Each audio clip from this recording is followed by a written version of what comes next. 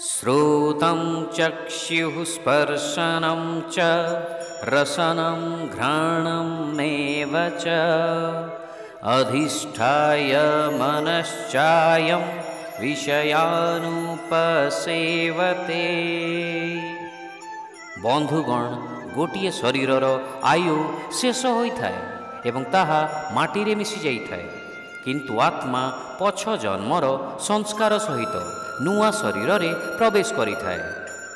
नूतन शरीर रे सेई प्रक्रिया पुणी आरंभ हो जाइथाए। जीवात्मा पुणी थरे कान, आखि, नाक, त्वचा, जीभ एवं मनर साहाय्य रे विषयर भोग करिथाए। जीवात्मा पुणी थरे खाइबा, देखिबा, शुणिबा जेमिति कर्म रे लिप्त हो जाइथाए एवं गोटाए नूतन हिसाब किताब आरंभ हो जाइथाए, गोटाए नूतन जन्मर।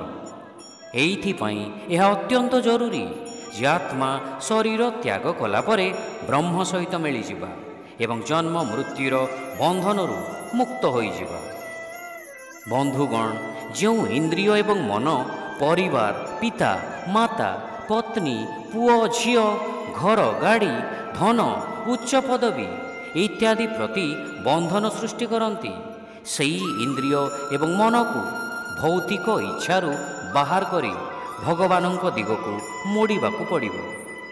हिंदी रामायणर रचयिता सन्थ तुलसीदास एहार एक ज्वलंत उदाहरण अटंती। यौवन कालरे से तांको स्त्रींक प्रति अत्यंत आसक्त थिले। थरे तांको स्त्री किछि दिन पई निज बापांक घरकू जाइथिले। सेई समय रे तुलसीदास तांको भेटिबार इच्छा रे ससुर घरकू चाली चाली जीवाकू बाहरिले। रास्तारे गोटे नदी थिला, किंतु बहुत वर्षा हेउथिबा कारणरू नाविक तांको अन्य पार्श्वकू नेबाकू राजी हेला नहीं। एई समय रे गोटे शव भासी आसिला।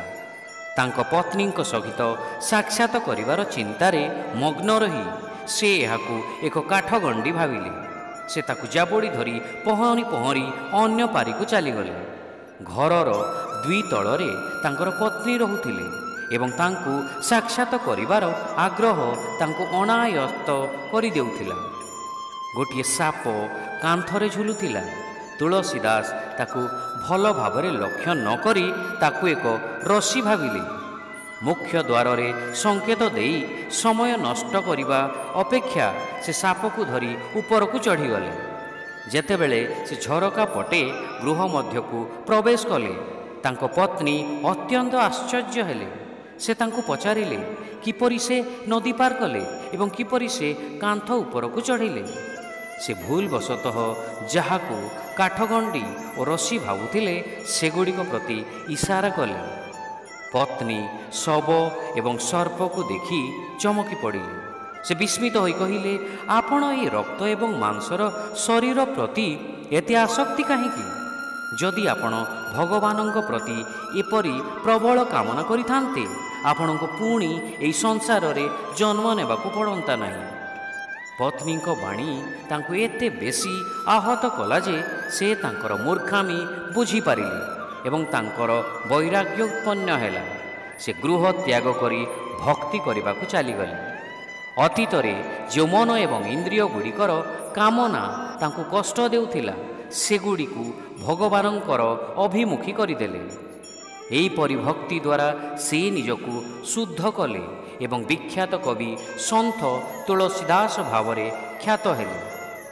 रामायण रे परे से उल्लेख कले, कामिही नारी पियारी जिमी, लोभी प्रिय जिमी दाम, तिमी रघुनाथ निरंतर प्रिय लागहु मोहिराम। अर्थात जेपरि एक कामी पुरुष सुंदर स्त्री चाहे एवं लोभी व्यक्ति धन कामना करे, सेहीपरि मोर मन प्रभु रामंकर निरंतन कामना करू।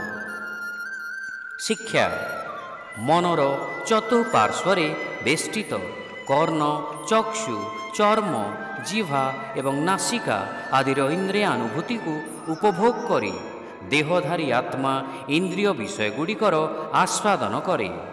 Using the sense perceptions of the ears, eyes, skin, tongue and nose, which are grouped around the mind, the embodied soul savors the objects of the senses. Hare Krishna.